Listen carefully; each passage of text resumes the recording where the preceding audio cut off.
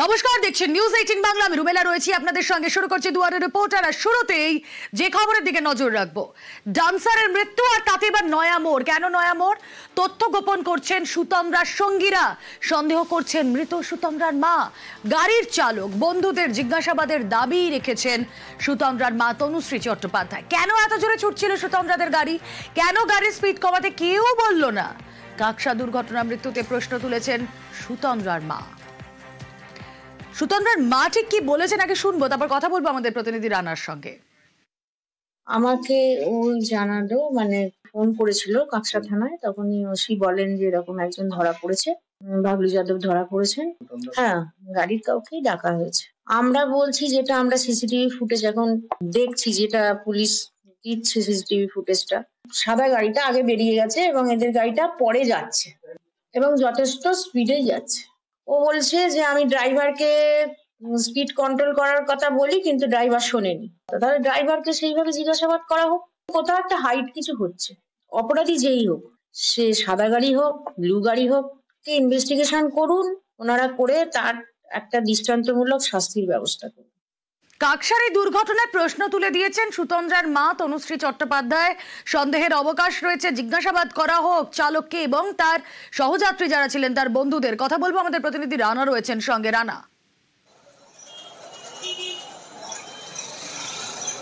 হ্যাঁ দেখো, একদমই তাই। ঘটনার পর থেকে দুদিন ধরে চন্দননগরে সুতন্দ্রার বাড়িতে তার মা তনুশ্রী চট্টোপাধ্যায় সেদিন যে দুর্ঘটনার সময় যখন কারা কারা গাড়িতে ছিল তাদের সাথে কিন্তু তারা চন্দননগর বাড়িতে বসেই কথা বলেছেন। পাশাপাশি যে গাড়ির চালক রাজদেব সিং তার সাথেও কথা বলেছেন। কিন্তু এই দুদিন ধরে তার মা কিন্তু তাদের সাথে কথা বলে কোনো কিন্তু তার মনের মতন উত্তর পাননি। যে প্রশ্ন চিহ্ন আজকে তিনি তুললেন যে সেদিন যখন গাড়ি অত দ্রুত গতিতে চালাচ্ছিল, কেন যারা গাড়িতে ছিল তারা কেন তাকে বারণ করেনি। পাশাপাশি এই যে ঘটনার মধ্যে যারা রয়েছে তারা কিছু তথ্য গোপন করতে চাইছে, সেইটা পুলিশ তদন্ত করে বার করুক। তোমাকে জানিয়ে রাখি, ইতিমধ্যে কিন্তু আজকে দুজনকে তাদেরকে কিন্তু আজকে কোর্টে গোপন জবানবন্দি করতে পাঠানো হয়েছে। তার মায়ের একটাই প্রশ্ন যে এইটার মধ্যে কোনো একটা ঘটনা, রহস্যজনক ঘটনা লুকিয়ে আছে, যার ফলে সেদিন গাড়িতে থাকা যে চারজন ছিল, মন্টু ঘোষ, মিন্টু মণ্ডল, প্রদীপ দত্ত ও গাড়ির চালক রাজদেব শর্মা, এই চারজনের কিন্তু বয়ানে প্রচুর অসঙ্গতি শুনতে পাচ্ছেন মা তনুশ্রী চট্টোপাধ্যায়। ফলে আজকে তিনি কিন্তু সেটা তিনি বারবার জানিয়েছেন পুলিশের তদন্ত করুক, প্রকৃত ঘটনা কি করে হয়েছে, কোন গাড়ি গিয়েছিল আগে, কোন গাড়ি গেছিল পিছনে ছিল, সেই নিয়ে এদেরকে জিজ্ঞাসাবাদ করলে কিন্তু আসল রহস্য উদ্ঘাটন হতে পারে। বেশ। এবং কাকসাতে এই আমাদের প্রতিনিধি যেরকম বললেন, দুর্ঘটনার মৃত্যু এবং গাড়ি ধাওয়া করে ইফটিজিং এর অভিযোগ, ডান্সারের মৃত্যুতে ইতিমধ্যে গোপন জবানবন্দিও নেওয়া হয়েছে। রিজেন্ট পার্ক এলাকার খবর, যেখানে যুবকের রহস্য মৃত্যু। কিন্তু কি কারণে মৃত্যু যা জানা যাচ্ছে এখনো পর্যন্ত, টেকনিশিয়ান স্টুডিওর কাছে রাস্তার দেহ উদ্ধার হয়। দেহের পাশে পড়ে রয়েছে হেলমেট, সিসি ক্যামেরায় বাইকের হদিশ, আর বাইক থেকে পড়ে যাওয়ার ফুটেজেই নজর। অরূপ মণ্ডল পড়ে গেলেও থামানো হয়নি বাইক। গ্রাফিক্যালি আপনাদের কাছে আমরা রিপ্রেজেন্ট করছি তা। হরিদেবপুরের যুবককে রাস্তায় ফেলে বাইক নিয়ে চলে যান দুই সঙ্গী। চক কষেই আলিপুর আদালতের মুহুরীকে খুন কিনা তদন্তে পুলিশ। কথা বলবো, আমাদের প্রতিনিধি সুদীপ্ত সেন রয়েছেন সঙ্গে। সুদীপ্ত, পড়ে গেলেও অরূপ মণ্ডল বাইক থামানো হলো না, বাইকে যে দুজন ছিলেন আরোহী তারা কারা? এটা কি ইচ্ছাকৃতই ফেলে দেওয়ার চেষ্টা?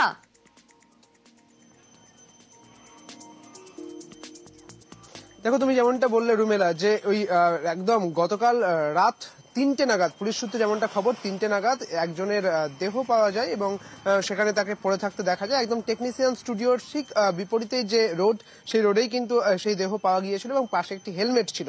এবং তারপরে স্থানীয় মানুষজন যারা দেখেছিলেন বা পথ চলতি মানুষজন যারা দেখেছিলেন তারাই পুলিশকে খবর দেন এবং রিজেন্ট পার্ক থানার পুলিশ আসে এবং সেই দেহ বাঙুর হাসপাতালে নিয়ে যাওয়া হয় এবং তারপরে চিকিৎসকেরা মৃত বলে ঘোষণা করে।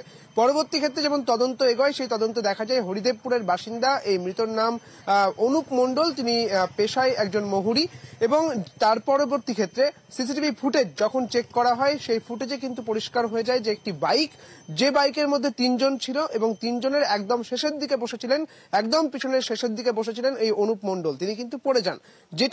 যে বিষয়গুলো পুলিশকে ভাবাচ্ছে সেই বিষয়গুলি হচ্ছে ওই দুজন কেন, তার বন্ধু বা তার সহকর্মী যেই হন না কেন, এই অনুপ মণ্ডল পড়ে যাওয়ার পর কেন বাইক থামালো না? তাহলে কি নিছক একেবারে পরিকল্পনা মাফিক খুন করা হয়েছে, নাকি শুধুই পড়ে গিয়েছে? তারা কি নেশাগ্রস্ত ছিলেন? এই সমস্ত প্রশ্নগুলো কিন্তু উঠছে।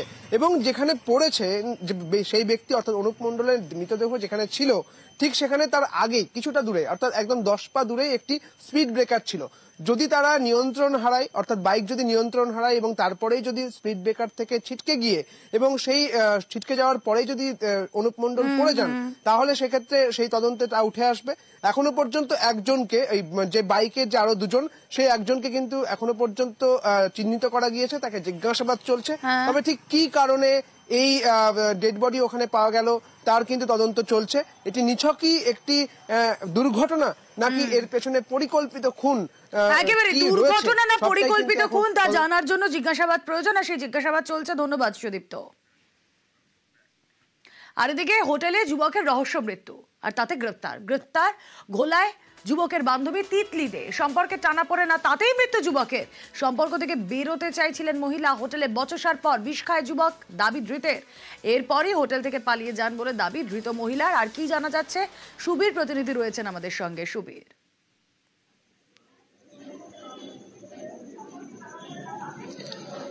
দেখো, এই যে বান্ধবী তিতলি দে, যাকে সেই ঘটনার পর থেকে পলাতক ছিল এবং তারপরে ঘোলা থানার পুলিশ বিভিন্ন জায়গায় তল্লাশি চালিয়ে এই তিতলি দেকে কিন্তু আটক করে নিয়ে আসে থানাতে গতকাল সন্ধ্যাবেলা, এবং প্রায় 6 ঘন্টা তাকে জিজ্ঞাসাবাদ করা হয় এবং জিজ্ঞাসাবাদে কিন্তু সে গোটা ঘটনাটি কিন্তু স্বীকার করে।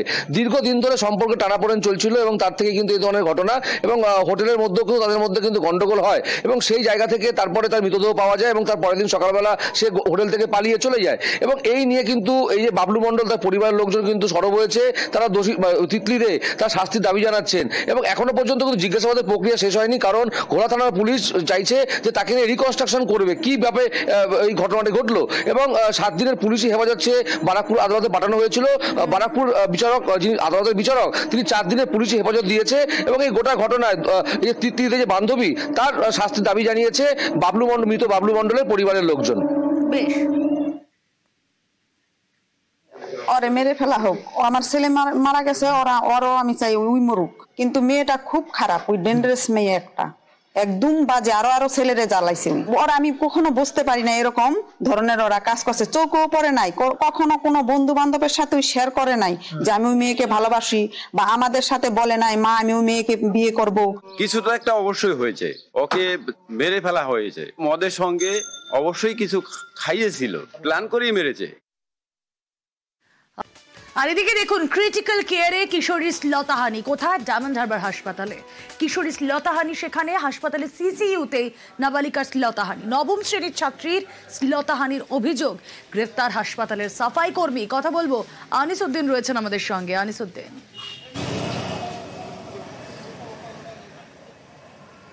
একেবারেই দেখো, diamond Harbour government medical college হাসপাতালে গত শনিবার ডায়মন্ড হারবার নেত্রা এলাকার এক বাসিন্দা, তার মেয়ে অসুস্থ হওয়াতেই তিনি কিন্তু সন্ধ্যাবেলা ডায়মন্ড হারবার হাসপাতালে ভর্তি করেন, এবং রাতেই তার শারীরিক অবস্থার অবনতি হলে তাকে সিসিইউতে স্থানান্তরিত করা হয়। পরবর্তী সময়ে পরিবারের লোকজন যখন ওই কিশোরীর সঙ্গে দেখা করতে যান, তখন পরিবারের লোকজনকে ওই কিশোরী জানান যে সিসিইউর মধ্যেই তাকে শ্লীলতাহানি করা হয়েছে, এবং এই ঘটনার পরেই সরব হন পরিবারের লোকজন। তারা হাসপাতাল কর্তৃপক্ষকে অভিযোগ জানান এবং হাসপাতালের পক্ষ থেকে থানাতে অভিযোগ করা হয়, এবং এই ঘটনায় একজন সাফাই কর্মীকে, অর্থাৎ চুক্তিভিত্তিক সাফাই কর্মী, তাকে গ্রেফতার করেছে ডায়মন্ড হারবার থানার পুলিশ, এবং এই ঘটনায় রীতিমতো শোরগোল পড়েছে ডায়মন্ড হারবারে। এবং এই ঘটনাতে জেরেই কিন্তু রাজনৈতিক চাপানুতো শুরু হয়েছে, যেখানে শিশুর মতো জায়গায়, যেখানে সাধারণ মানুষ একেবারেই স্বাস্থ্য পরিষেবা নিতে যায়, সেখানে যদি এই ধরনের ঘটনা ঘটে তাহলে মানুষ কোথায় যাবে জানিয়ে কিন্তু বিরোধীরা প্রশ্ন তুলেছে। এবং অন্যদিকে অভিযুক্ত যে ব্যক্তি, যে সাফাই কর্মী, তাকে গ্রেফতার করা হয়েছে এবং তাকে আজ আদালতে পেশ করা হয়,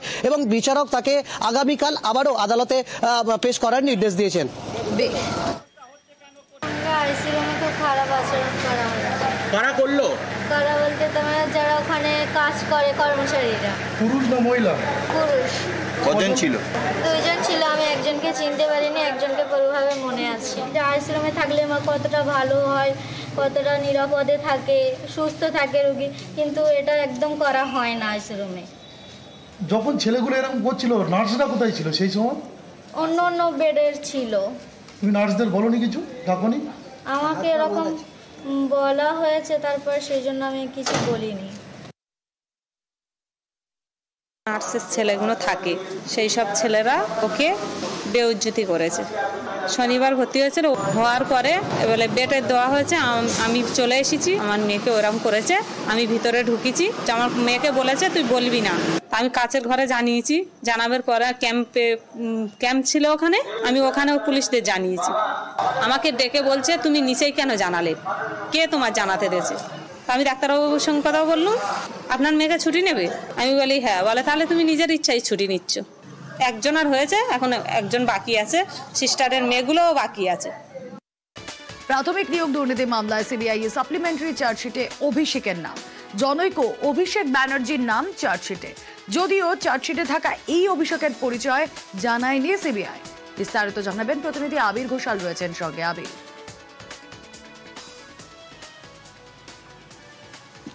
যদিও এরপরেই অভিষেক বন্দ্যোপাধ্যায়ের আইনজীবীর তরফ থেকে একটি বিবৃতি প্রকাশ করা হয়েছে এবং সেখানে তারা উল্লেখ করেছেন যে যখনই কেন্দ্রীয় তদন্তকারী সংস্থা অভিষেক বন্দ্যোপাধ্যায়কে ডেকে পাঠিয়েছেন তখনই গিয়ে তিনি তদন্তের ক্ষেত্রে সম্পূর্ণ রূপে সহযোগিতা করেছেন। ফলে যে চার্জশিটের প্রসঙ্গের কথা উঠে আসছে, এটির পিছনে রাজনৈতিক উদ্দেশ্য রয়েছে, রাজনৈতিক উদ্দেশ্য প্রণোদিতভাবে এটিকে সামনে আনা হচ্ছে, এই প্রসঙ্গের কথা তিনি উল্লেখ করেছেন। তার আইনজীবীর তরফ থেকে যে বিবৃতি, সেখানে পরিষ্কার করে লিখে দেওয়া হয়েছে যে মামলা তদন্তকারী সংস্থা ইডি অভিষেক বন্দ্যোপাধ্যায়ের বিরুদ্ধে কোনো চার্জশিট দাখিল করেনি, তার বিরুদ্ধে কোনো অপরাধের কোনো উপাদানের উপস্থিতিও প্রমাণ মেলেনি। তারপরেও তৃতীয় অতিরিক্ত চার্জশিট হয়রানির উদ্দেশ্য নিয়ে করা। ফলে গোটা বিষয়টিকে নিয়ে অভিষেক বন্দ্যোপাধ্যায়ের আইনজীবীর তরফ থেকে রাজনৈতিক উদ্দেশ্য প্রণোদিত হবার অভিযোগ, সেটিকে সামনে রাখা হচ্ছে। বেশ।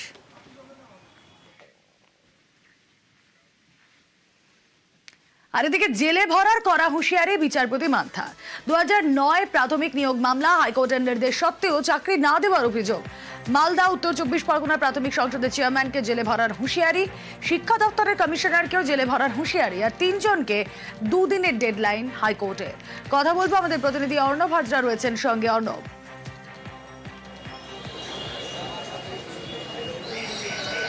দেখো, 2009 সালে প্রাথমিক শিক্ষকের যে নিয়োগ প্রক্রিয়া, সেক্ষেত্রে দুটো জেলার ক্ষেত্রে মালদহ এবং উত্তর 24 পরগনা, সেখানে কলকাতা হাইকোর্ট এবং নির্দেশ সেটা সুপ্রিম কোর্ট আপল করেছে। এখনো পর্যন্ত চাকরি দেওয়া হয়নি, উল্টে 2010 সালের পরীক্ষার অ্যাডমিট কার্ড চেয়ে পাঠানো হচ্ছে।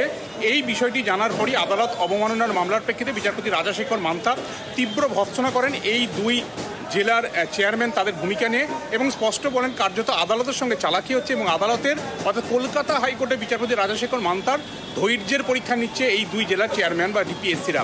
এবং এক্ষেত্রে যে আদালত গহরিত কাজ করছে মালদহ এবং উত্তর 24 পরগনা, এক্ষেত্রে আদালতের বিচারে এই দুই চেয়ারম্যান অর্থাৎ ডিপিএসসির মালদহ উত্তর 24 পরগনা, এর পাশাপাশি রাজ্যের শিক্ষা দপ্তরের যিনি কমিশনার, প্রত্যেককে 3 মাসে জেলে ভরে দেওয়া যায়, জেলে পাঠাবে আদালত প্রাথমিকভাবে এটাই জানাচ্ছে। এবং এক্ষেত্রে কেন জেলে পাঠানো হবে না তার যুক্তি, সপক্ষে যুক্তি কি, তার 2 দিনের ডেডলাইন দেওয়া হচ্ছে। এই 2 দিন অর্থাৎ শুক্রবার দুপুর 2টোর মধ্যে এজলাসে এসে এই 3 জনকে অর্থাৎ শিক্ষা কমিশনার, একই সঙ্গে মালদহের ডিপিএসসি চেয়ারম্যান, উত্তর 24 পরগনা ডিপিএসসি চেয়ারম্যানকে এসে আদালতে জানাতে হবে। এবং সেই আদালতে যদি সন্তুষ্ট না হয় তাদের বক্তব্যে, তাদের ব্যাখ্যায়, তাহলে কিন্তু কড়া হুঁশিয়ারি আজকে বিচারপতি রাজাশেখর মান্থা দিয়েছেন, তাদের কিন্তু জেলে ভরা হবে। কারণ আদালত যে নির্দেশ দিচ্ছে সেই নির্দেশটাকে কার্যত যেভাবে পাশ কাটানো হচ্ছে, অজুহাত খাড়া করা হচ্ছে, কার্যত আদালতের সঙ্গে চালাকি করা হচ্ছে, এই জায়গাটাই বিচারপতি মান্থা বলতে চেয়েছেন আজ। বেশ। আর এবার ভুয়ো ভোটারের কথায় আসি। ভুয়ো ভোটারের হদিশ দক্ষিণ 24 পরগনার চম্পাহাটি, কোচবিহারের পর এবার নদিয়ার ভীমপুরের পোড়াগাছা পঞ্চায়েতে চাঞ্চল্য। ভোটার তালিকায় নাম রয়েছে জসিম মণ্ডলের, আর জসিমের বাবা হিসেবে নাম বাহার আলী মণ্ডলের, কিন্তু বাস্তবে বাহার আলীর 3 ছেলে। প্রশ্ন, জসিম মণ্ডল তাহলে কে? ভোটার তালিকা থেকে জসিম মণ্ডলের নাম বাদ দেওয়ার আবেদন বাহার আলী মণ্ডলের। কথা বলবো, আমাদের প্রতিনিধি সমীর রুদ্র রয়েছেন। সমীর, গোটা বিষয়টাই ভীষণ কনফিউজিং। এই ভুয়ো ভোটার তালিকায় কি ভূমিকায় জসিম মণ্ডলের?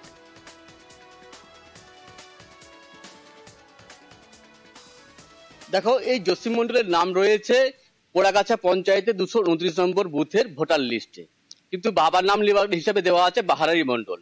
কিন্তু আমরা স্থানীয় সূত্রে জানতে পারছি, স্থানীয় লোকজনের মুখে, যে বাহার আলী মন্ডলের 3 ছেলে, যাদের মধ্যে কিন্তু জসিম মন্ডল নেই, এবং বিগত 4 বছর আগে এই জসিম মন্ডলের নামটি ভোটার লিস্টে ওঠে।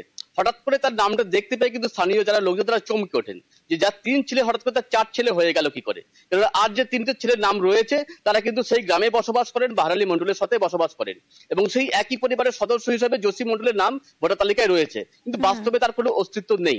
এই বিষয়টি যখন তারা নজরে আসে, তারা বারংবার অভিযোগ জানিয়েছেন, কিন্তু এখনো পর্যন্ত সেই তালিকা থেকে নাম বাদ দেওয়া হয়নি। এই বাহার আলী মন্ডল কিন্তু এই পোড়াগাছা পঞ্চায়েতেরই প্রাক্তন তৃণমূল সদস্য। স্থানীয়দের দাবি হয়তো তিনি প্রভাব খাটিয়ে তার কাউকে অবৈধভাবে ভোটার তালিকায় নাম তুলে দিয়েছেন, কিন্তু পরে তিনি জানাচ্ছেন যে এরকম তিনি করেননি, এবং তার সাথে কোনো পরিচয় নেই জসিম মন্ডলের। কে বা কারা কিভাবে এটা হয়েছে জানেন না, এবং তিনিও কিন্তু দাবি জানাচ্ছেন যাতে তার নামটা প্রত্যাহার করা হয়, এবং এ বিষয়ে পদক্ষেপ গ্রহণের আশ্বাস দিয়েছেন কৃষ্ণনগরের মহকুমা শাসক রুমেলা।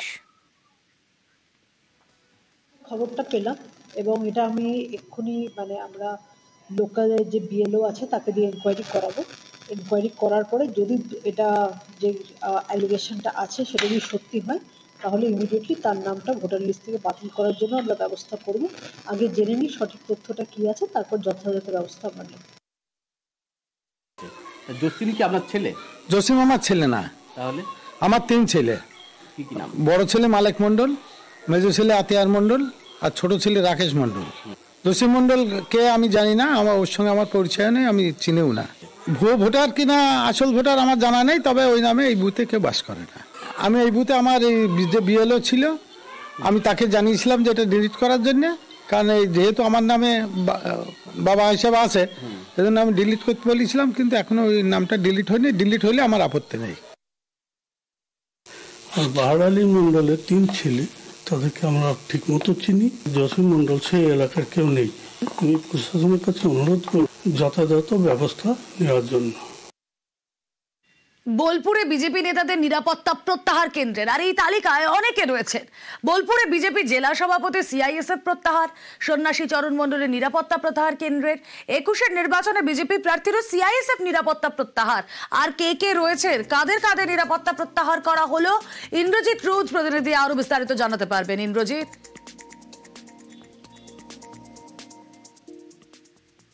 দেখো, একদমই বলে রাখবো, টোটাল 32 জন, 31 থেকে 32 জনের যারা নিরাপত্তা পেতেন তাদের কিন্তু নিরাপত্তা প্রত্যাহার করেছে। তার মধ্যে অন্যতম নাম হচ্ছে যেমন জন বার্লা, তাছাড়াও বীরভূমের অর্থাৎ বোলপুরের যে বিজেপি সাংগঠনিক জেলা সভাপতি সন্ন্যাসী চরণ মণ্ডল রয়েছে, তাছাড়াও রয়েছে 2021 সালে যে সামনে যে লোকসভা নির্বাচন হয়ে গেল, সেই লোকসভা নির্বাচনে বিজেপির প্রার্থী ছিলেন প্রিয়া সাহা, তারও কিন্তু সিআইএসএফ এর যে কেন্দ্রীয় নিরাপত্তা তা কিন্তু প্রত্যাহার করেছে। এইভাবে 31 জনের কিন্তু নিরাপত্তা প্রত্যাহার করে নেওয়া হয়েছে। কালকে রাতে যে সমস্ত নিরাপত্তা আধিকারিকরা ছিলেন তাদেরকে কিন্তু মেসেজ পাঠানো হয়েছে ফিরে আসার কথা। আজ সকালেই তারা কিন্তু সকলেই ফিরে গেছেন, এমনটাই কিন্তু জানিয়েছেন প্রিয়া সাহা থেকে সন্ন্যাসী চরণ মণ্ডল সকলেই। আর সকলেই তারা জানাচ্ছেন যে তাদেরকে না বলা সত্ত্বেও কিন্তু নিরাপত্তা দেওয়া হয়েছিল, আবার তাদেরকে কোনো কিছু না বলেই কিন্তু নিরাপত্তা তুলে নেওয়া হয়েছে। অর্থাৎ সাংগঠনিক কোনো হয়তো ব্যাপার পরিবর্তন হতে পারে এবং সেই পরিবর্তনের পর আবারও হয়তো তারা নিরাপত্তা পাবেন, এমনটাই কিন্তু তারা জানাচ্ছে। রুবেলা। যখন আমি বোলপুর লোকসভা সিট থেকে লড়াই করি তখন আমাকে সেন্ট্রাল থেকে ভোটের 10 দিন আগে 23 মে আমার নিরাপত্তা বাহিনী দেওয়া হয়। তখন থেকেই এতদিন পর্যন্ত ছিলেন, কি কারণ আমি বলতে পারবো না, কারণ ওনাদের কাছে রাত্রে আমার সিকিউরিটির কাছে মেসেজ আসে, তারপর ওনাদের মুখ থেকে আমি শুনি। নিরাপত্তা লাগবে তবেই আমি লড়াই করতে পারবো এরকম কোনো বিষয় নেই, কারণ এর আগে আমি নিরাপত্তা ছাড়াই এতদিন লড়াই করেছি। আমাকে সিকিউরিটি দিয়েছিল, আমাকে না জানিয়ে দিয়েছিল, আবার না জানিয়ে তুলেছে। এটা সম্পূর্ণ তো কেন্দ্র সরকারের ব্যাপার। বারবার আক্রান্ত হওয়ার পরিপ্রেক্ষিতে পঞ্চায়েতের নির্বাচনের সময় আমার গাড়ি ভাঙচুর, আমাকে মেরে দেওয়ার যে চক্রান্ত বা মারধরও করেছে, সেই পরিপ্রেক্ষিতে সিকিউরিটি দিয়েছিলেন। আর এই বীরভূমে আক্রান্ত তৃণমূল নেতা, তৃণমূল বুথ সভাপতিকে ব্যাপক মারধরের অভিযোগ। মোহাম্মদ বাজারের ঘটনা দেখতেই পাচ্ছেন ছবি, মেরে মাথা ফাটিয়ে দেওয়া হয়। রামপুর গ্রামের ঘটনা, বিজেপির বিরুদ্ধে হামলার অভিযোগ। কথা বলবো, আমাদের প্রতিনিধি সুপ্রতিম রয়েছেন সঙ্গে। সুপ্রতিম, কি কারণে হামলা, কে করলো এই হামলা?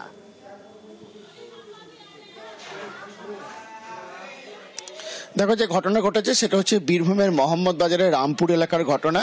এবং এই যে নেতা, তৃণমূল নেতা, সে হচ্ছে ওই এলাকারই বাটেরবাঁধ গ্রাম, সেখানকার 4 নম্বর সংসদের বুথ সভাপতি। এবং তার অভিযোগ হচ্ছে যে স্থানীয় শ্রীকান্তপুর বাসস্ট্যান্ড থেকে সে যখন আসছিল, সে সময় বিজেপি কর্মী সমর্থকরা তাকে ঘিরে ধরে মারধর করে এবং তার মাথা ফাটিয়ে দেওয়া হয়। যদিও তিনি জানিয়েছেন যে যেহেতু এই যে গেল ভোট, সেখানে কিন্তু সে ভালো ফলাফল করেছিল এবং একটা তার সংগঠন মজবুত করেছিল, সেই কারণেই এই হামলা। তবে এরপর তাকে আহত অবস্থায় সিউড়ি সুপার স্পেশালিটি হাসপাতালে ভর্তি করা হয়, সেখানে তার চিকিৎসা চলছে। যদিও বিজেপির তরফ থেকে কিন্তু এই হামলার কথা অস্বীকার করা হয়েছে। তারা বলেছেন যে গন্ডগোল হয়েছে সেটা কিন্তু একটা নিজস্ব ব্যাপার, এর সঙ্গে রাজনীতিক কোনো সম্পর্ক নেই। বেশ, যারা মেরেছে তারা হচ্ছে বিজেপির লোক। আমি রেজাল্ট ভালো করেছিলাম এবং গ্রাম আমার পড়ে আছে, 15 কোটি টাকা দুষ্কৃতী আছে, তারা বিজেপি করেছিল এবং ওরা ভালো লিড করতে পারেনি, সেই আক্রোশ, সেই জন্য আমাকে মারল। সব লোহার রড নিয়ে ধরা বললো পাথাড়ি বাড়ি। তৃণমূলের গোষ্ঠীদ্বন্দ্ব এখন বর্তমানে প্রকাশ্যে এসেছে। তাদেরই বিরোধী গোষ্ঠী তৃণমূলের একটা শ্রেণীর লোকের কাছ থেকে সে মারধর খেয়েছে, তাকে মেরেছে। তৃণমূল বর্তমানে ওখানে বিজেপির নামে চালাচ্ছে এই নোংরা রাজনীতিকে ধিক্কার জানাই এবং এই ভারতীয় জনতা পার্টি কোনোভাবেই জড়িত নয়। ভুয়ো নথিতে আসল সিম, খবর আমরা দেখিয়েছিলাম। এই সিম দিয়ে সাইবার ক্রাইম চক্রের রমরমা। এবার কোচবিহারে সিম প্রতারণা চক্রের হদিশ, আর 3 জনকে গ্রেফতার পুন্ডিবাড়ি থানার পুলিশের। জলপাইগুড়ির পর এবার কোচবিহার। কথা বলবো আমাদের প্রতিনিধি শুভঙ্কর রয়েছেন সঙ্গে। শুভঙ্কর, আসল সিম কিন্তু ভুয়ো নথি, কিভাবে চলছে এই জালিয়াতির কারবার?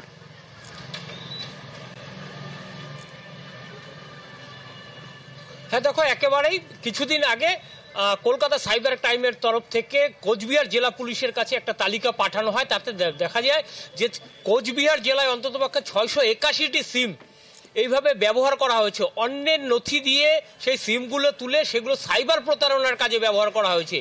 এই যে এত বড় একটা জালিয়াতি হয়েছে, এই অভিযোগ পেয়ে বা এই তথ্য পেয়েই নড়েচড়ে বসা কোচবিহার জেলা পুলিশ গতকাল রাতে কোচবিহারের পুন্ডিবাড়ি থানা এলাকার থেকে 3 জনকে গ্রেপ্তার করে পুলিশ। এবং এই 3 জন, একজন প্রসেনজিৎ দে, আশিক রায় এবং শুভঙ্কর সাহা, এই 3 জনকে গ্রেপ্তার করে তাদের জিজ্ঞাসাবাদ করছে যে তারা সেই সিমগুলো কাদের কাছে বিক্রি করেছিল এবং সেই সিমগুলো সাইবার প্রতারণার কাজে কিভাবে ব্যবহার করা হতো, তারা এই চক্রে আরও কারা কারা জড়িত সবটাই খতিয়ে দেখছে পুলিশ। তবে এদিন দুপুরে কোচবিহার জেলা পুলিশের আধিকারিকরা জানিয়েছেন কোচবিহারে এই চক্র বেশ বড়সড়ভাবেই গজিয়ে উঠেছে এবং সবটাই খতিয়ে দেখা হচ্ছে। বেশ, স্টেট সাইবার ক্রাইম উইং থেকে একটা লিস্ট এসেছিল যেখানে অনেক ফেক সিমের ডেটা ছিল, যে সিমস কে নিয়ে অনেক সাইবার ক্রাইম করা হয়েছে। ওখানে কিছু পিওএস এজেন্ট যারা সিম দেয়, ইস্যু করে, ওদের নামও ছিল। তার উপরে তদন্ত করে পুন্ডিবাড়ি থানা পুলিশ 3 আলাদা কেস রেজিস্টার করে। একজন শুভঙ্কর সাহা, হোগলা বাড়ি ওনার বাড়ি, কৌশিক রয়, জাগ্যা নারায়ণের কুঠি ওদের বাড়ি, প্রসেনজিৎ দে, ভাড়া রাঙ্গরোশ ওর বাড়ি আছে। 3 জনকে পুন্ডিবাড়ি থানা পুলিশ অ্যারেস্ট করতে পেরেছে, তদন্ত চলছে। আইডি গুলোকে মিসইউজ করে এরা সিম ইস্যু করেছে টু দি সাইবার ক্রিমিনালস। অবসরপ্রাপ্ত কেন্দ্রীয় সরকারি কর্মীর সঙ্গে প্রতারণার অভিযোগে 3 রাজ্য থেকে গ্রেফতার করা হয়েছে 7 জনকে। 10 লক্ষ টাকার বেশি টাকা হাতিয়ে গ্রেফতার প্রতারকরা। বাঁকুড়া শ্যামাপদ মণ্ডলকে ভয় দেখিয়ে প্রতারণা, ডিজিটাল অ্যারেস্টের ভয় দেখিয়ে টাকা হাতায় প্রতারকরা। আর মুম্বাই কাস্টমস অফিসার পরিচয় প্রতারকদের। কিভাবে তাদেরকে পাকড়াও জানবো আমাদের প্রতিনিধি প্রিয়ব্রত রয়েছেন সঙ্গে। প্রিয়ব্রত,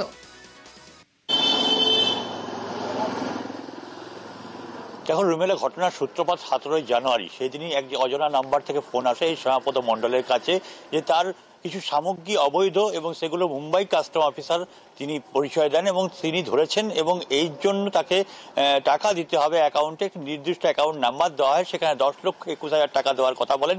সেই নাম্বারে পরদিনই শ্যামাপদবাবু সেই টাকা পাঠিয়েও দেন। পরবর্তীকালে তিনি বুঝতে পারেন তিনি প্রতারিত হয়েছেন, বিষ্ণুপুর থানার দ্বারস্থ হন। পরবর্তীকালে বিষ্ণুপুর থানা পুলিশ সিট গঠন করে, এসআইটি গঠন করে তদন্ত নামে এবং হায়দ্রাবাদ ও তেলেঙ্গানা থেকে, গুজরাট ও তেলেঙ্গানা থেকে 3-5 জনকে গ্রেপ্তার করা হয়। হয় এবং তাদেরকে জিজ্ঞাসাবাদ এবং ডিজিটাল এভিডেন্স দুটো মিলিয়ে আরও দুজনকে গ্রেফতার করা হয়েছে। তারা দুজনই অবশ্য উড়িষ্যার বাসিন্দা। যে অ্যাকাউন্টে টাকা পাঠানো হয়েছিল 10,21,000 টাকা, সেই অ্যাকাউন্ট যার নামে, সেই কুলু প্যাটেলের নামেই এই টাকা পাঠানো হয়েছিল, সেই কুলু প্যাটেল সহ তার সহযোগীকে গ্রেফতার করা হয়েছে এবং বিষ্ণুপুর আদালতে তোলা হয়েছে। পুলিশ মনে করছে যে এই দুজনকে অন্তত জিজ্ঞাসাবাদ করে মূল পান্ডাকে ধরা যাবে এবং এই 10,21,000 টাকা শ্যামাপদ বাবুকে আবার ফিরিয়ে দেওয়া যাবে, এমনটাই মনে করছে বিষ্ণুপুর থানার পুলিশ। রুমেল, বেশ। শ্যামাপদ মণ্ডল, ওনাকে ডিজিটাল অ্যারেস্ট করে ওনাকে প্রায় 10,21,000 ঠগা হয়েছিল। তখন উনি পুলিশকে 19 তারিখে যোগাযোগ করেন। গুজরাট থেকে আমরা তখন 3 জনকে অ্যারেস্ট করেছিলাম, হায়দ্রাবাদ থেকে একজন অ্যারেস্ট হয়েছিল, উড়িষ্যা থেকে আমাদেরকে কুলু প্যাটেলকে ধরলো, আর 24 তারিখে ওর একটা বন্ধু আছে অভিষিক্তা মেহের, ওকে অ্যারেস্ট করা হয়েছে। কতজন অ্যারেস্ট হয়েছে? এখন অবধি আমাদের 7 জন অ্যারেস্ট হয়েছে। এদের উপরও 1-2 জন আর আছে যার আন্ডারে এরা কাজ করে, ওটাই ওদেরকে আমরা এখনো ওদের পিছনে লেগে রয়েছে। উত্তর 24 পরগনার অশোকনগর এবং আমডাঙ্গার কথা এবার আপনাদের বলবো, কিন্তু কেন বলবো তার কারণ সোশ্যাল মিডিয়ায় প্রতারণার ফাঁদ আর পুলিশি তৎপরতায় শেষমেশ টাকা ফেরত পেয়ে যাওয়া। টাকা ফেরত পেয়ে খুশি অশোকনগরের হিজলিয়ার ব্যবসায়ী। পার্টনারশিপে ব্যবসা করতে গিয়ে লোভের ফাঁদে পা দেন এবং তারপরই প্রতারিত হন। অন্যদিকে সাইবার প্রতারণায় টাকা ফেরত আমডাঙ্গাতেও এটিএম পিন রিসেটের নামে প্রতারণার অভিযোগ সেখানেও। কথা বলবো জিয়াউল আলম রয়েছেন সঙ্গে। জিয়াউল,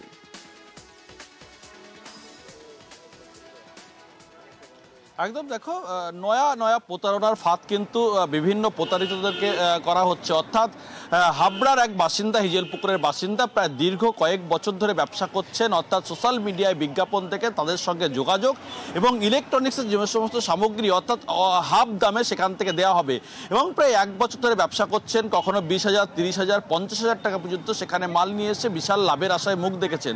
কিন্তু সব থেকে বড় জিনিস, অগাস্ট মাসে সেখানে প্রায় 2.5 লক্ষ টাকা ব্যয় সেখানে টাকা দেন। সেই টাকা দেওয়ার পরেই কিন্তু তাদের আর কোনো রকমভাবে যোগাযোগ করা যায় না, পায় না, এবং সেই সংস্থারও কোনো খোঁজ পাওয়া যায় না। অবশেষে পুলিশের দ্বারস্থ হয়, পুলিশের তদন্তে নামে। পুলিশ নেমে ইতিমধ্যেই কিন্তু সেই অর্থাৎ যে ব্যাংক অ্যাকাউন্টে টাকা দেওয়া হয়েছিল সেই অ্যাকাউন্টের খোঁজ পায়, পুলিশ সিজ করে। তারপর সেখান থেকে প্রায় 2,22,000 টাকা উদ্ধার করে অশোকনগর থানার পুলিশ, ফলে ব্যবসায়ীরা তুলে দেয়, ফলে খুশি। অন্যদিকে আমডাঙ্গারও আর এক, অর্থাৎ তার এটিএম এর পিনকোড চায়, সেখানে সে ভুলবশত পিনকোড দিয়ে ফেলে। তারপরে পিনকোড দেওয়ার পরে সে কিন্তু সরকারি ব্যাংক থেকেই বলা হচ্ছিল যে পিনকোড দেওয়ার, ফলে সে পিনকোড দেয়, ফলে সেখান থেকে প্রায় 4,30,000 টাকা সেটাও কিন্তু উদা হয়ে যায়। ফলে তিনিও থানার দ্বারস্থ হয়, ফলে সেখান থেকে ইতিমধ্যে 50,000 টাকা এই যে যা টাকা উদা হয়ে গেছিল সেখানেও টাকা ফেরত দেয়। ফলে যেভাবে দিনের প্রতি নয়া প্রতারণার ফাঁদ পাচ্ছে প্রতারিতরা, ফলে সর্বস্ব হারাচ্ছেন মানুষজন। ফলে অবশেষে পুলিশের দ্বারস্থ হয়ে কিছুটা হলেও স্বস্তি ফিরেছে একজন ব্যবসায়ী এবং একজন সাধারণ মানুষের। রুমেলা, বেশ। পাসবই পায়ে তোমার নয়, প্লাস এটিএম পিনটা ভুল আছে, ওটাকে ঠিক করে দেবে। 4,03,000 ফ্রড হয়েছে। হ্যাঁ, 4,03,000। এখন আপাতত কত রিকভারি সম্ভব? আমারও আপাতত এই আমডাঙ্গা থানার পুলিশ আমাকে 50,000 টাকার মতো রিকভারি করে দিয়েছে। আমি চাইছি যে আমার টাকাগুলো পুরোপুরি উদ্ধার হোক। লোনের কিস্তি মেটাননি, না মেটানোয় বৃদ্ধাকে অপহরণ আর বৃদ্ধাকে মারধর আটকে রাখার অভিযোগ। নরেন্দ্রপুরের ঘটনা। নরেন্দ্রপুরে ফিনান্স সংস্থা দাদাগিরি, লোনের কিস্তি মেটাতে দেরি হওয়ায় হুমকি আর বাইকে এসে বৃদ্ধাকে অপহরণের অভিযোগ। কথা বলবো, অর্পণ রয়েছেন সঙ্গে। বৃদ্ধাকে মারধর আটকে রাখার অভিযোগ। অর্পণ, শুধুমাত্র লোনের কিস্তি দিতে না পারাতেই এই ঘটনা? একদমই, ফেব্রুয়ারি মাসের 15 তারিখের মধ্যে তাদের লোনের কিস্তি দেওয়ার কথা ছিল এবং সেই লোনের কিস্তি তারা দিতে পারেননি। আর সেই কারণেই বৃদ্ধাকে তার বাড়ির থেকে তুলে নিয়ে যাওয়া হয় বাইকে করে, 6 ঘন্টা আটকে রাখা হয় এবং তাকে মারধরের অভিযোগ করেছেন বৃদ্ধা নিজে এবং তার সঙ্গে তার ছেলে দেবাশিস বিশ্বাস। এই ঘটনায় নরেন্দ্রপুর থানায় অভিযোগ দায়েরের পর নরেন্দ্রপুর থানার পুলিশ ব্যাংকে যান এবং সেখান থেকে বৃদ্ধাকে উদ্ধার করে নিয়ে আসেন। পাশাপাশি ব্যাংকিং ম্যানেজারকে তারা লিখিত বয়ান দিতে হয় যে সেখানে তারা 15 তারিখের মধ্যে, আগামী মাসের 15 তারিখের মধ্যে সেই টাকা পরিশোধ করবেন। ব্যাংক সূত্রে যেটা জানা গিয়েছে, গত দুবারে তারা প্রায় 80,000 টাকা লোন নিয়েছিলেন। পরবর্তীকালে 1 লক্ষ টাকা তারা লোন নেন এবং তাদের যেটা বক্তব্য যে দীর্ঘদিন ধরে লোন তারা ঠিকঠাক দিচ্ছিলেন, কিন্তু গত মাসে এই চলতি মাসে ফেব্রুয়ারি মাসের 15 তারিখ কেটে যাওয়ার পরেও তারা টাকা দিতে পারেননি। এবং এই বিশ্বাস পরিবার যেটা জানাচ্ছেন যে তারা আর্থিক সমস্যার মধ্যে ছিলেন, সে বিষয়টা ব্যাংকে জানানো হয়েছে। তারপরেও ব্যাংকের কর্মীরা বাড়িতে যান এবং জোর করে তার বৃদ্ধা মাকে তুলে নিয়ে যান। দীর্ঘ 6 ঘন্টা আটকে রাখা হয় এবং বৃদ্ধার ছেলে যখন নরেন্দ্রপুর থানায় লিখিত অভিযোগ দায়ের করেন ব্যাংকের বিরুদ্ধে, তারপরে ব্যাংকের গিয়ে ওই বৃদ্ধাকে উদ্ধার করে নরেন্দ্রপুর থানার পুলিশ। স্পেসিফিক একটি কেস রুজু করা হয়েছে এবং আগামী 15 তারিখের মধ্যে ব্যাংকে তাদের ঋণের টাকা জমা দিতে বলা হয়েছে নরেন্দ্রপুর থানার পক্ষ থেকে। বেশ, বাড়ি থেকে তুলে নিয়ে এসে আমি আসবো না, জোর করে তুলে নিয়ে এসছে। কারা তুলে নিয়ে এসছে? ব্যাংকে থেকে। ব্যাংকের লোক তুলে নিয়ে এসছে? কেন তুলে নিয়ে এসছে? টাকা পয়সা পাই, কিছু পয়সা দিতে পারিনি তাই। 1 মাসের জন্য? 1 মাসের জন্য। কজন ছিল তারা? 2 জন ছিল। তারা কিসে করে এসেছিল? বাইকে। ব্যাংকে বসায় রাখছে। কতক্ষণ বসিয়ে রেখেছে? অনেকক্ষণ বলেছে টাকা দেয় না, তারপরে সেই চিটিং বাজ, এই অনেক কথা বলেছে। জানা ফাইন্যান্সার ব্যাংক থেকে লোন নেওয়া হয়েছিল, এই মাসের একটুখানি দেরি হয়েছিল বলে এই মাসটা তার মাইকে জোর করে তুলে নিয়ে গেছিলো বাড়ি থেকে। তারা নিয়ে গেছিলো ফাইন্যান্সার ব্যাংক থেকে লোক এসেছিল, তো রণজিৎ আর অভিজিৎ বলে দুজনে অপহরণ করে নিয়ে যায়। হ্যাঁ, তুলে নিয়ে চলে যায়। এবার আমরা এসে ওই নরেন্দ্রপুর থানায় অভিযোগ করি। নরেন্দ্রপুর থানায় যখন পুলিশরা যায় ব্যাংকে গিয়ে, তখন আমার কাছে একটা লিখিত নিয়ে নিচ্ছে যে ওদের সামনে যে 15 তারিখের মধ্যে টাকা দিতে হবে। পুলিশ তাদের কিছু করেনি। আর এদিকে শেয়ার বাজারে ইনভেস্টের নামে কোটি টাকা প্রতারণা। এগ্রায় অভিযুক্তকে আটক করে বিক্ষোভ গ্রাহকদের। ঘটনা ঘিরে তুলকালাম। এক সংস্থার মাধ্যমে শেয়ার বাজারে লগ্নির নামে প্রচুর গ্রাহকের টাকা আত্মসাতের অভিযোগ এগ্রা 1 নম্বর ব্লকে। খবর পেয়ে অভিযুক্ত রঞ্জন পণ্ডাকে আটক করে পুলিশ। কথা বলবো আমাদের প্রতিনিধি পঙ্কজ দাশরথী রয়েছেন সঙ্গে। পঙ্কজ,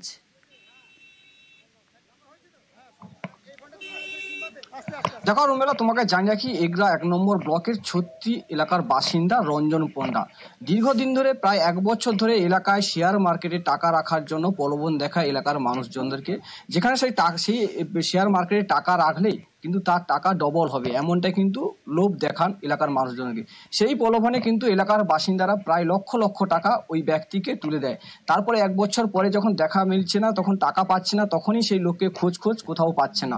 তখনই হঠাৎই গতকাল যেখানে এই এলাকায় যেখানে কুদির বাজারে আসেন ওই রঞ্জন পণ্ডা, তখনই যে প্রাপক যে গ্রাহকেরা তারা কিন্তু ওই ব্যক্তিকে ঘিরে রেখে ধস্তাধস্তি শুরু করে।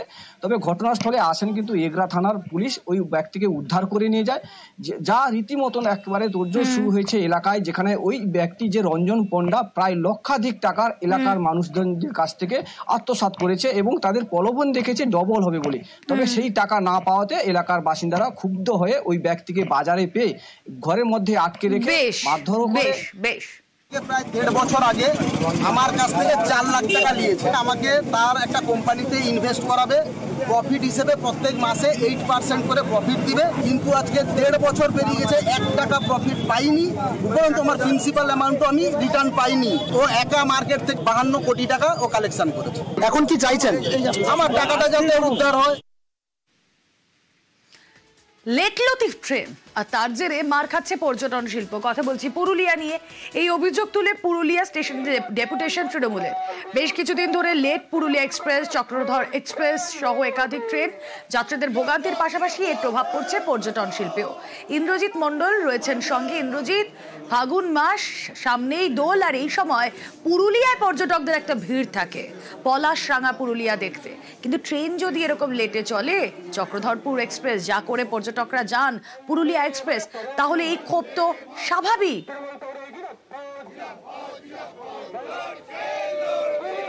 দেখো রুমেলা, এই খবর আমরা দেখিয়েছিলাম। তার কারণ হচ্ছে যে পুরুলিয়া যে পর্যটন শিল্প সেটা অনেকটাই নির্ভরশীল রেলের উপর। তার কারণ কলকাতা থেকে যেসব পর্যটক পুরুলিয়ায় আসে তাদের যে ট্রেন চক্রধরপুর হোক বা পুরুলিয়া এক্সপ্রেস হোক, সেই ট্রেনগুলো ব্যাপক লেট, এবং সেই লেটের কারণে পর্যটন শিল্পে মার খাচ্ছে। অন্যদিকে একদিকে যেমন পর্যটকদের অভিযোগ, অন্যদিকে পুরুলিয়া বাসিন্দাদেরও অভিযোগ ট্রেনের এই পরিষেবা নিয়ে, এবং সেই পরিষেবার বিরুদ্ধেই আজকে একেবারেই পরিষেবা বেহাল। সেই কারণেই আজকে পুরুলিয়া স্টেশনে জেলা তৃণমূল কংগ্রেস বিক্ষোভ দেখায় এবং তাদের যে দাবি জেলার পর্যটন শিল্প যেমন একদিকে একটা জায়গা করে নিয়েছে, সেখানে রেল পরিষেবার জন্য পর্যটন শিল্প মার খাচ্ছে, অন্যান্য যাত্রীদের সমস্যা হচ্ছে। সেই কারণেই যে স্টেশন মাস্টারকে লিখিত অভিযোগ। বেশ নজর থাক, দেখা যাক ট্রেনের এই গতি দ্রুত হয় কিনা। আর এদিকে সীমান্তে বাংলাদেশের উস্কানি, সীমান্তে অনুপ্রবেশ ঠেকাতে গুলি বিএসএফ এর। অনুপ্রবেশকারীদের লক্ষ্য করে গুলি বিএসএফ এর। মুর্শিদাবাদের জলঙ্গির চরভদ্রা সীমান্তের আপডেট আপনাদের জানাবো। প্রণব বন্দ্যোপাধ্যায় প্রতিনিধি রয়েছেন আমাদের সঙ্গে। প্রণব,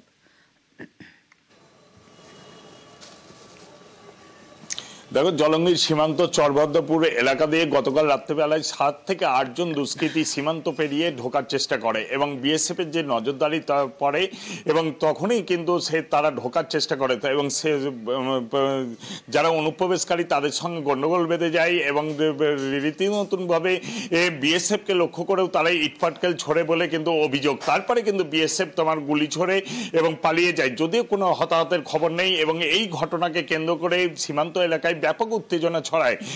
তারপরে কিন্তু বিএসএফ এর পক্ষ থেকে নজরদারি বাড়ানো হয়েছে এবং এই এলাকায় যেহেতু কোনো রকম ভাবে কাটা তারের বেড়া নেই, সেই কারণে কিন্তু গত কয়েক মাস ধরে এই সীমান্তে উত্তেজনা বরাবর ভাবে অনুপ্রবেশের ঘটনা ঘটে চলেছে এবং বিএসএফ এর নজরদারি বাড়ানো হয়েছে। তারপরেও কিন্তু এই ঘটনা ঘটছিল এবং তারপরে কিন্তু বিএসএফ এর পক্ষ থেকে গতকাল রাত্রিবেলাতে গুলি চালানো হয় এবং তারপর কিন্তু তারা পালিয়ে যায় এবং তারপরে কিন্তু বিএসএফ এর এক আধিকারিক বলেছেন যে বিএসএফ এর যথেষ্টভাবে নজরদারি বাড়ানো হয়েছে এবং তার ফলে কিন্তু এই অনুপ্রবেশ আটকানো সম্ভব হয়েছে।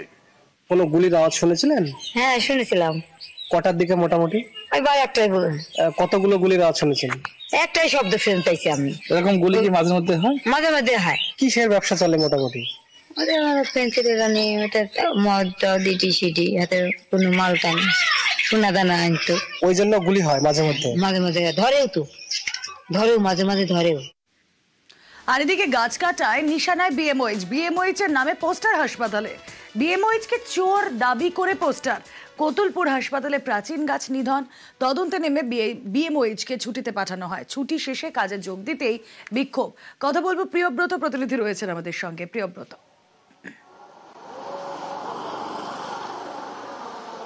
দেখো রুমেলা, গত 18 ফেব্রুয়ারির আগেই একটি গাছ কাটার অভিযোগ, গাছ গায়েব করার অভিযোগ ওঠে এবং কতুলপুর গ্রামীণ হাসপাতাল থেকে বড় বড় প্রাচীন গাছ গায়েব হয়ে যায়। সেই তদন্তের নামে বিষ্ণুপুর স্বাস্থ্য জেলা পরবর্তীকালে 18 ফেব্রুয়ারি কতুলপুরের যে বিএমওএইচ রয়েছে তাকে কম্পালসারি ছুটিতে পাঠানো হয়, দেবাঞ্জন ঘোষকে, এবং আজই তার জয়েন করার কথা ছিল এবং সেই জয়েন করার আগেই পোস্টার পড়লো। রাতের অন্ধকারে যে পোস্টার দেওয়া হয়েছে সেখানে ক্যাপশনে লেখা রয়েছে জনসাধারণ, কিন্তু যে পোস্টার সেখানে লেখা রয়েছে চোর অপবাদ দেওয়া হয়েছে, এর পাশাপাশি দূর হাটও বলা হয়েছে। সেক্ষেত্রে এই বিষ্ণুপুর যে কতুলপুর গ্রামীণ হাসপাতাল, সেখানে যে গাছ কাটা তদন্ত, যেখানে স্বাস্থ্য জেলা তদন্ত করছে, সেই তদন্তে নেমে যেখানে দেবাঞ্জন ঘোষকে কম্পালসারি ছুটিতে পাঠানো হয়েছে, তার পরবর্তীকালে আজকেই জয়েন করার আগে রাতারাতি রাতের অন্ধকারে পড়ে এই পোস্টার এবং সেই নিয়ে চাঞ্চল্য সৃষ্টি হয়।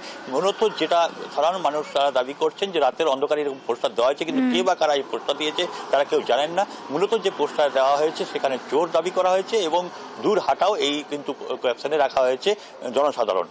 বেশ, আমরা দেখলাম পোস্টার পড়েছে চোর বিএমএইচ হাসপাতাল থেকে দূর হটো, লেখা আছে তলায় প্রচারে জনসাধারণ। কেউ না কেউ দিয়েছে, জনগ্রামের কিংবা কোনো জনসাধারণ পাবলিকই দিয়েছে, আম পাবলিকই কেউ না কেউ দিয়েছে। দেখলাম তো হসপিটালের গেটটার ওখানে আমি দেখলাম আর ওইখানে আমতলার অফিসের ওখানে দেখলাম।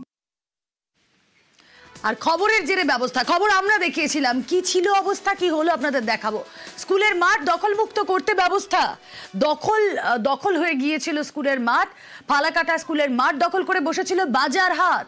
খবর দেখানোর পর ব্যবস্থা শিক্ষা দপ্তরের। জমি চিহ্নিত করে সমস্যা সমাধানের আশ্বাস। রাজকুমার আরো বিস্তারিত জানাতে পারবেন। রাজকুমার,